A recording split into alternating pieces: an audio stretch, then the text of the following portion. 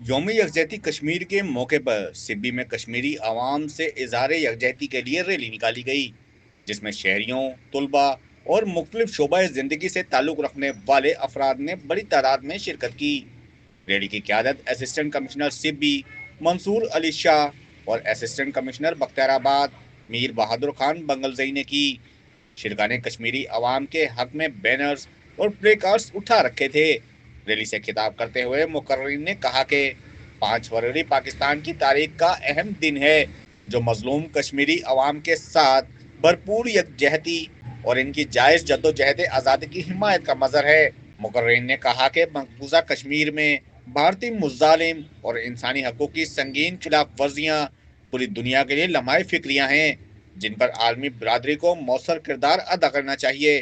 مقررین نے کہا کہ کشمیری عوام کی قربانیاں رائے گاہ نہیں جائیں گی اور وہ دن ضرور آئے گا جب کشمیر آزادی کی منزل حاصل کرے گا۔ اللہ یار ڈوم کی بولان ڈیجیٹل سبی۔